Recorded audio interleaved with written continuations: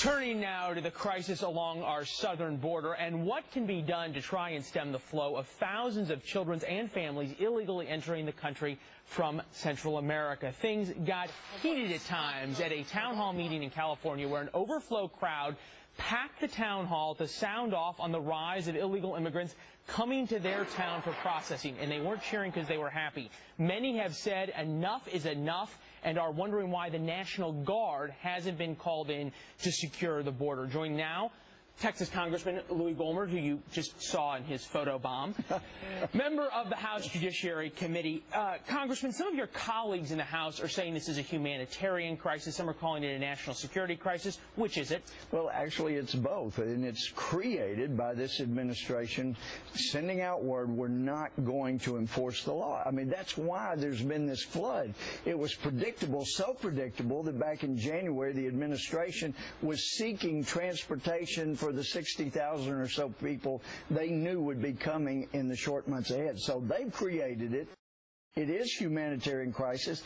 I mean, Leland, when you see these little kids lying on concrete floors, 1,000 people, I say, don't you have 18 people with scabies? Yeah, they're behind the little crime scene tape over there. It is a humanitarian crisis, perfectly preventable. This administration caused it, and they can stop it. And for those who say, oh, it would be terrible to send the National Guard, well, one of my least favorite presidents, Woodrow Wilson, did that, and he secured the border. Speaking of that, so you believe we can put the dike back together, we can repair this? And in talking to Border Patrol, when I was down there 2 weekends, weekend before last, spent the weekend out there all hours of the day and night. The Border Patrol, they don't want to go on record because they don't want to get fired by the administration, but they make clear, look, this is not new. Some years back, we had a flood of people coming from Brazil because they heard they wouldn't be sent back. And so all we did was sent 3 families back, and it stopped overnight. This might be an obvious question, though. So why is the administration not doing it if it's so simple to solve? Well, because they created the crisis. They knew they were creating it. They're overwhelming the border. And what's the political end game in this, in your opinion? Well, in the end, they're hoping to create thousands, maybe millions of new voters and overwhelm the system. It's what they've been doing, and it is outrageous. You think it's that simple of a political calculation? Well, there's a lot more involved, but that's what's happening. But it's like if you say anybody in the world that's related to me can come live in my house, we'd love to have you, and people start flooding in. Before long, you don't have enough money to cover your own family, much less everybody that's flooding in.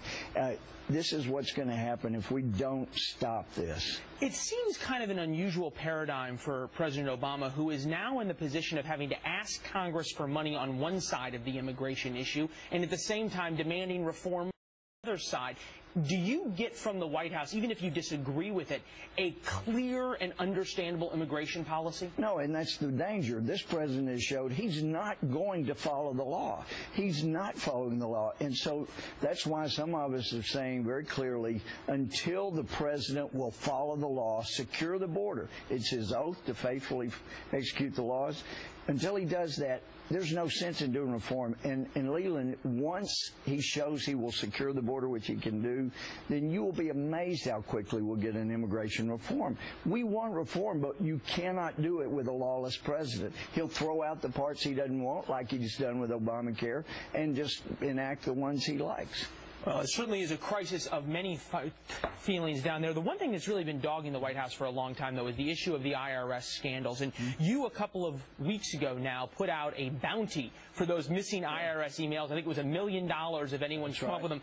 Anybody taking you up on it? Well, we've heard that there are things moving around, and it's made people very nervous. This was Bill Flores' idea. I said, Bill, that's a brilliant idea.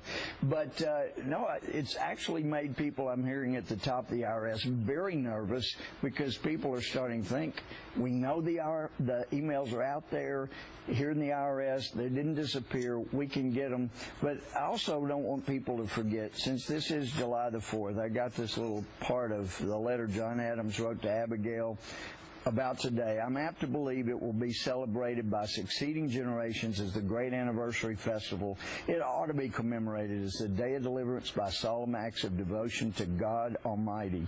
It ought to be solemnized with pomp, parade shows. Look, they knew that this was a big deal, but they knew that what brought it about was King George's totally ignoring the laws and being And you think lawless. that's what's happening right now? I know what's happening now, and America deserves better than the lawlessness they're doing. All right, Congressman. We'll see how it plays out. Hey, there's a threat of disease being shipped all over the country. It's got to stop. All right. Thanks, Congressman. Thanks so much. You're on.